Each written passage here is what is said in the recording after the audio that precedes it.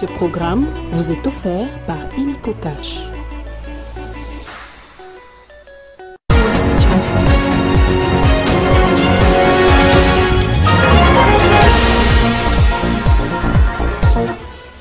Au sommaire de ce journal, 3 mai, journée internationale de la liberté de la presse à Kinshasa. Le président provincial de l'UNPC, Jean-Marie Kassamba, exhorte toute la presse de la capitale à rester focus sur leur métier avec professionnalisme, sans peur ni émotion. Autre titre, le chef de l'État Félix Tshisekedi appelle à un assainissement urgent des finances publiques face aux pressions croissantes liées à la guerre à l'est du pays. C'est ce qui ressort de la 42e réunion du Conseil des ministres. Au Togo, une page historique se tourne. Le pays a acté son basculement vers un régime parlementaire mettant fin à l'élection présidentielle au suffrage universel direct. Les détails dans ce journal. L'info, c'est l'heure sur Télé 50. Bienvenue à tous. À la une de l'actualité, le chef de l'État Félix Tshisekedi séjourne à Libreville pour assister à l'investiture de son homologue gabonais Brice Clotaire Olinguema, élu président de la République avec plus de 94,85% de voix. Une présence hautement symbolique qui témoigne du renforcement des relations entre les deux pays. Ces déplacements, le chef de l'État congolais marque également son soutien à la stabilité politique dans une Afrique centrale en pleine recomposition politique.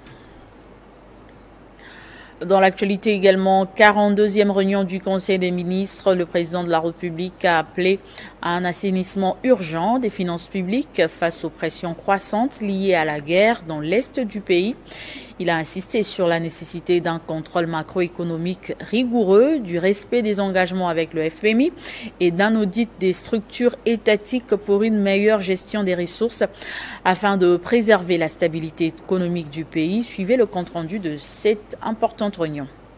Le président de la République a souligné que l'amélioration de finances publiques par cette voie aurait un impact significatif sur la situation monétaire en facilitant le maintien d'une politique monétaire restrictive, contribuant ainsi à la maîtrise de l'inflation et à la stabilité du taux de change. Par ailleurs, le président de la République a rappelé que notre pays a pris des engagements importants vis-à-vis des institutions de Bretton Woods, en particulier les FMI, dans le cadre d'un programme d'appui fondé sur la facilité élargie de crédit et la facilité pour la résilience et la durabilité. De manière concrète, les mesures exceptionnelles nécessaires porteront sur la rationalisation des dépenses relatives à certaines institutions dont la pertinence n'est plus avérée, mais qui continuent de mobiliser des ressources publiques importantes.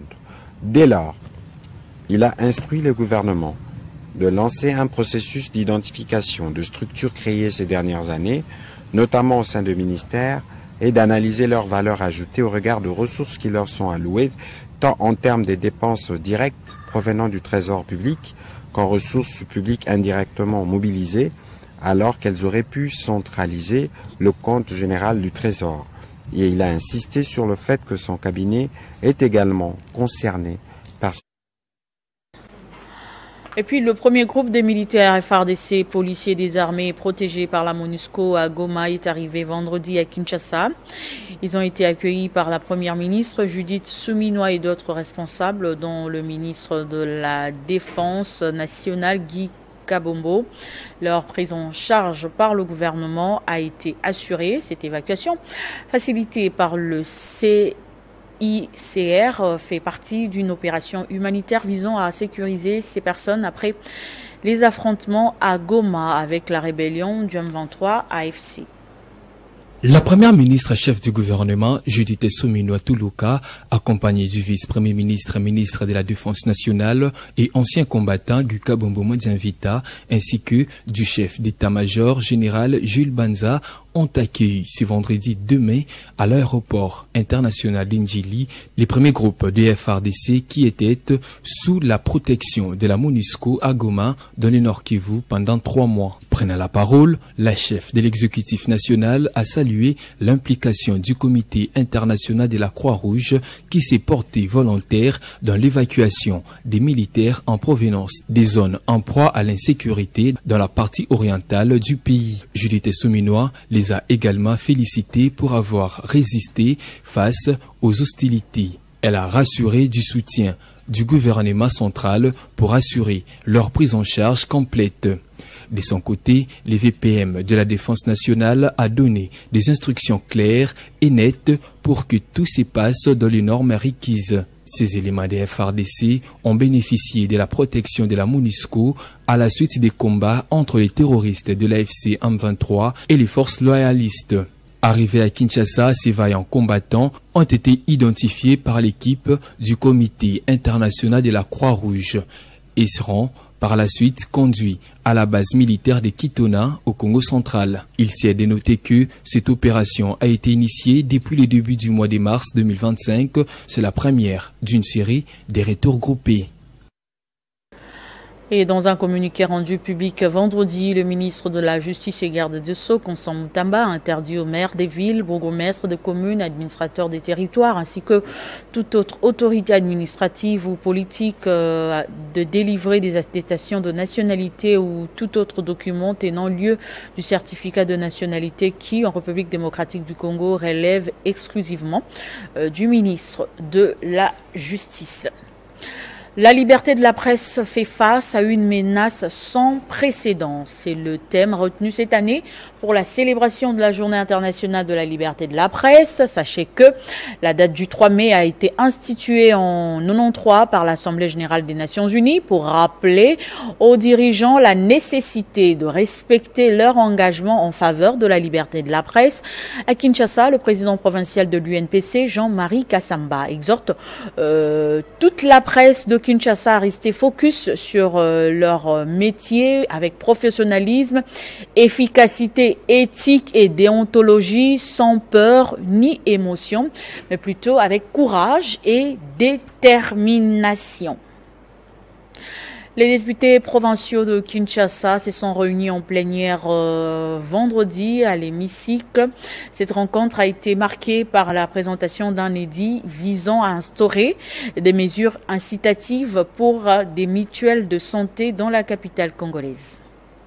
Au programme, les élus ont discuté de plusieurs points clés, notamment la recevabilité de la proposition d'édit qui pourrait faciliter l'accès aux soins pour de nombreux Kinois. Nous savons tous que les soins de santé dans la ville de Kinshasa constituent un problème majeur où nous constatons beaucoup de cas de décès suite au manque de moyens adéquats pour une prise en charge assurée. Cette situation a poussé beaucoup de nos compatriotes à réfléchir et à se constituer en mutuelle de santé en vue de bénéficier tant soit peu de soins de qualité. Les présidents de l'Assemblée provinciale, Lévi Mbuta et les élus ont accueilli cette initiative. La proposition d'édit fixant mesures incitatives au profit des mutuelles de santé dans la ville de Kinshasa, initiée par l'honorable Douane Mobilwe Mao, est déclarée recevable par l'Assemblée plénière. Les députés ont également examiné un projet de résolution portant sur la constitution d'une commission spéciale chargée de réviser certains articles du règlement intérieur de l'Assemblée.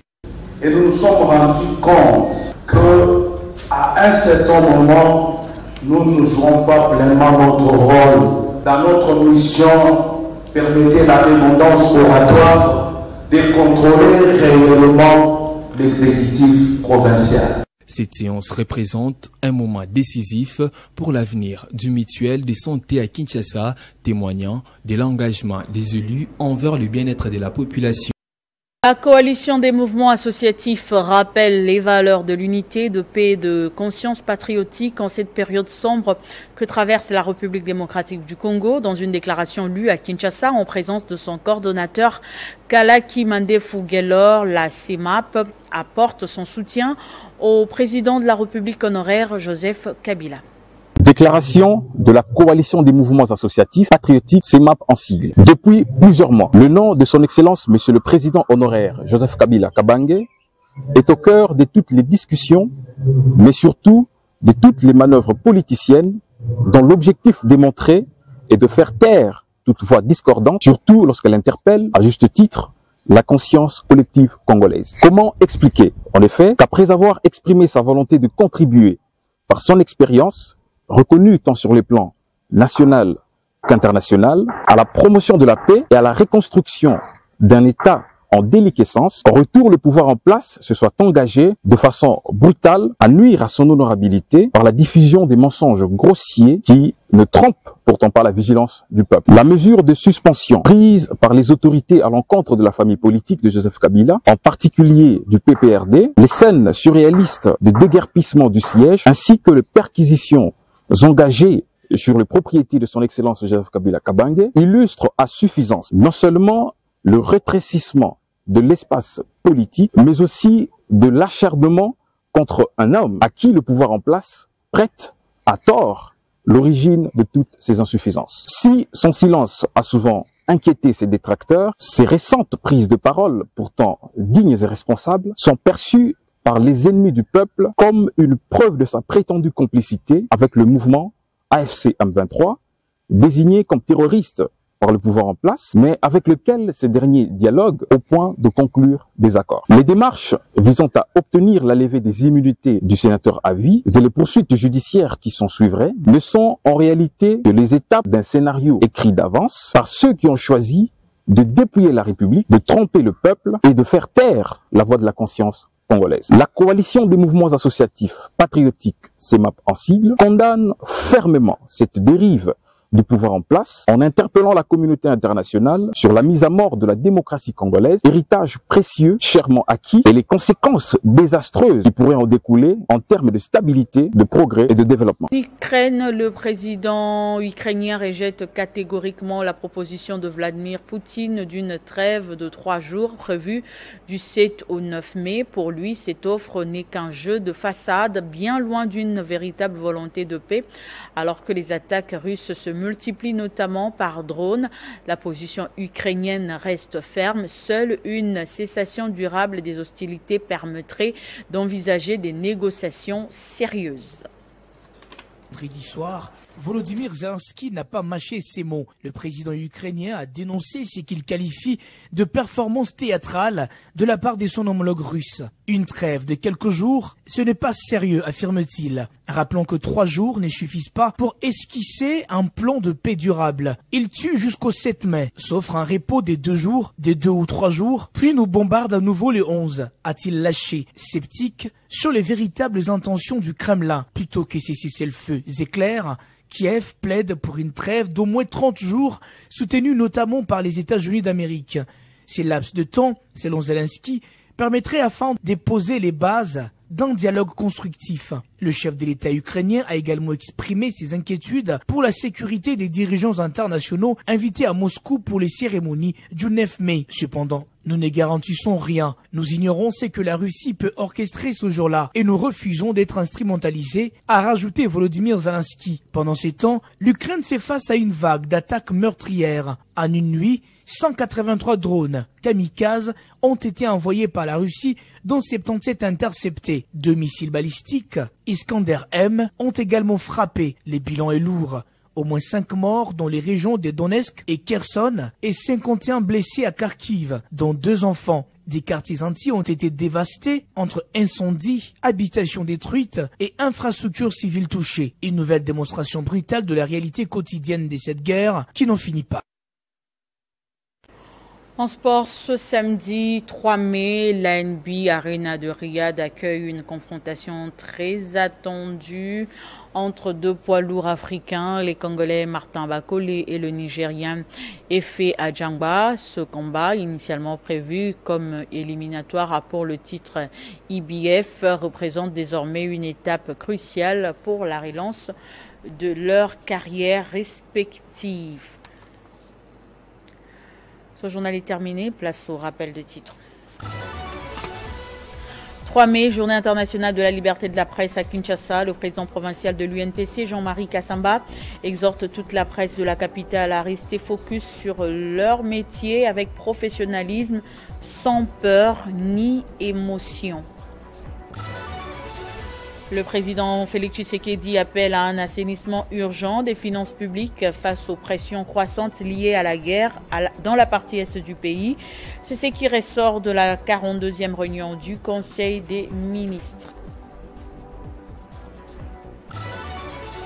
Au Togo, une page historique se tourne. Le pays a acté son basculement vers un régime parlementaire mettant fin à l'élection présidentielle au suffrage universel direct. Ce journal est terminé. Merci de votre attention soutenue.